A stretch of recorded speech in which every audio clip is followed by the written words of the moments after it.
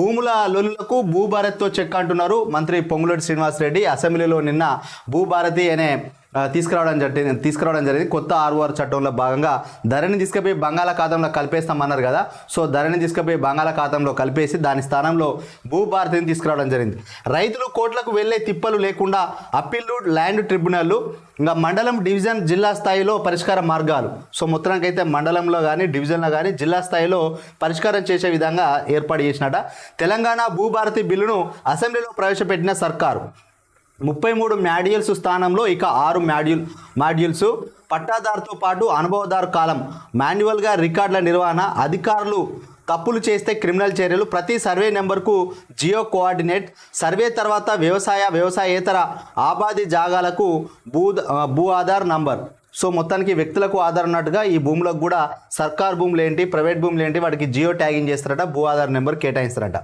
యాజమాన్య హక్కుల మీద మాత్రమే సివిల్ కోర్టుకు ప్రభుత్వ భూముల రక్షణ, పార్ట్ బి ల్యాండ్స్కు పరిష్కారం, 9 లక్షల సాదా బైనామా దరఖాస్తులకు లైన్ క్లియర్ అంట. సో కబ్జా భూములు వెనక్కి, ఆక్రమించుకున్నలను వదిలేది లేదు అంటున్న మంత్రి పొంగులేటి.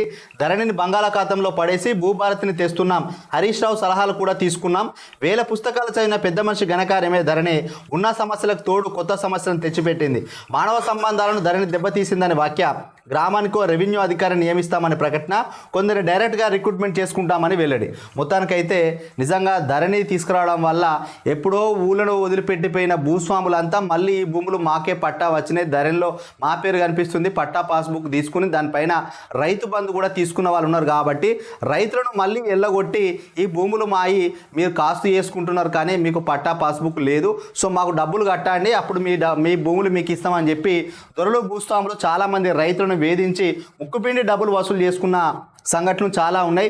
సొంత వాళ్ళే దూరమైన పరిస్థితి ఉన్నది, ఒకరినొకరు చంపుకునే పరిస్థితి ఉన్నది. సో ఈ భూమి చుట్టూ రైతులు ఎక్కువగా తిరగాల్సిన పరిస్థితి ఏర్పడేది కలెక్టరేట్ల చుట్టూ. సో ఈ ధరణి వల్ల చాలా ప్రాబ్లమ్స్ ఎదురైనాయి తెలంగాణలో. సో ఈ ధరని తీసివేసి మేము భూమాత తీసుకొస్తాం, ఇంకోటి తీసుకొస్తామంటే కొంత రైతులు సంతోషపడరు. దానికి కూడా కాంగ్రెస్ పార్టీకి అదొక లాభం చేకూర్చినట్టు అని చెప్పినట్టుగానే ధరణి స్థానంలో భూమాత తీసుకొస్తున్నారు, కానీ భూభారతిని తీసుకురావడం జరిగింది. సో 4 ఏళ్లుగా రైతులను తిప్పలు పెడుతున్న భూ సమస్యలు, వివాదాలను పరిష్కరించే దిశగా రాష్ట్ర ప్రభుత్వం ముందడుగు వేసింది. ధరణి ఆర్ఓఆర్ 2020 చట్టం స్థానంలో తెలంగాణ భూభారతి ఆర్ఓఆర్ 2024 బిల్లును తీసుకొచ్చింది. రైతులకు ఇబ్బంది లేకుండా భూ సమస్యలను ఫీల్డ్ లెవెల్లో సులువుగా పరిష్కరించడమే కాకుండా ప్రభుత్వ భూములను కాపాడడంతో పాటు తప్పులు చేసే అధికారులపైన కఠిన చర్యలు తీసుకునేలా ఈ బిల్లును రూపొందించినట్టుగా ప్రభుత్వం ప్రకటించింది. ఇప్పటి వరకు ఉన్న చట్టంలోని సివిల్ కోర్టుకు వెళ్లడం తప్పితే అప్పీలుకు అవకాశం లేదు. సో ఇప్పుడు సివిల్ కోర్టుకు వెళ్లకుండా మండల స్థాయిలో కానీ డివిజన్ స్థాయిలో కానీ జిల్లా కలెక్టర్లు చూసుకోవచ్చు.